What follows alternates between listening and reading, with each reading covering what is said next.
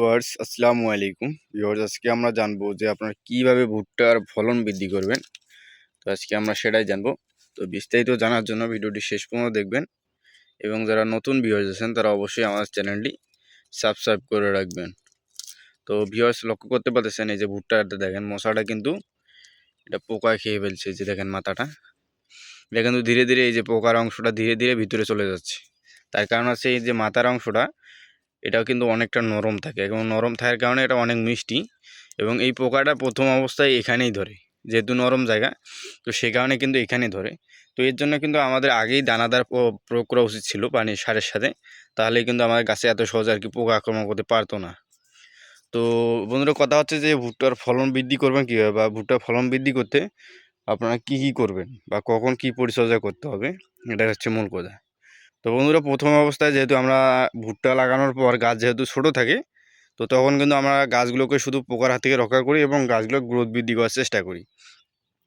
তো আমাদের গাছের যখন ফলন হওয়ার সময় আসবে আর কি, গাছগুলো যখন আমাদের আর কি ফুল বের হওয়ার সময় আসবে, তখন থেকে কিন্তু আমাদের মূল পরিচর্যাটা শুরু হবে। মানে ভুট্টার ফলন বৃদ্ধি করার জন্য আমাদের যে পরিচর্যাটা দরকার, তো সেই পরিচর্যাটা আর কি যখন আমাদের ফুল বা মোচা বের হওয়ার সময় হয়ে আসে, তখনই কিন্তু মেইন মানে পরিচর্যাটা শুরু হয়।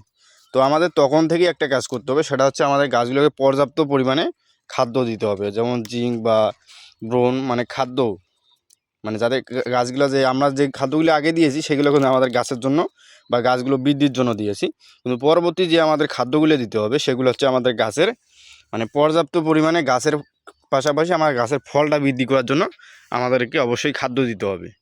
এর পাশাপাশি যখন থেকে আমাদের আর কি মশাটা বের হবে, তখন থেকে আমরা পর্যাপ্ত পরিমাণে সেচ দেওয়ার চেষ্টা করব। কারণ এই সময় কিন্তু গাছটার জন্য পর্যাপ্ত পরিমাণে পানির দরকার। আর এই সময় যত আমরা পানি দেবো তত আমাদের ভুট্টার মোচাটা বড় হবে এবং ভুট্টার মোচা দেখবেন সব মোচা একসাথে বের হচ্ছে। আর যখনই আমরা পানি দেবো তখন হবে কি আমাদের দানাগুলো পুষ্ট হবে এবং দানাগুলো অনেক বড় বড় হবে। আর যদি আমরা পানি না দেই ভুট্টার মোচা বের হওয়ার পর থেকে, দেখবেন পানি শর্ট হলে ভুট্টার মোচাগুলো আপনার শুকিয়ে যাবে এবং ফলনটা অনেকটা কমে যাবে। দেখবেন যে ভুট্টার দানার যে ওয়েটটা সেটা আপনার থাকবে না এবং ওয়েটটা অনেকটা কমে যাবে। তো এই ক্ষেত্রে আমাদের অবশ্যই খেয়াল রাখতে হবে, যখন থেকে আমাদের ভুট্টার মোচাগুলো বের হচ্ছে বা বের হবে, তখন থেকে আমাদের পর্যাপ্ত পরিমাণে সেচ দিতে হবে। এবং সেচ দেওয়ার সময় একটা জিনিস খেয়াল রাখতে হবে, খাদ্য বা সার বা যত কিছু খাদ্য আছে এই খাদ্যগুলো আমাদের পর্যাপ্ত পরিমাণে দিতে হবে, কারণ এই খাদ্যগুলো থেকেই আমাদের এই ভুট্টাগুলোর দানা পুষ্ট হবে এবং পরবর্তীতে এই ফলনগুলো কিন্তু এই দানা পুষ্ট হওয়া ফলনগুলোই কিন্তু আমরা পাবো। কারণ এই সময় যত আমরা ভুট্টায় খাদ্য দেবো তত এই খাদ্যগুলো কিন্তু ভুট্টাটা শোষণ করবে, এখন কিন্তু গাছের জন্য কোনো খাদ্য প্রয়োজন নেই।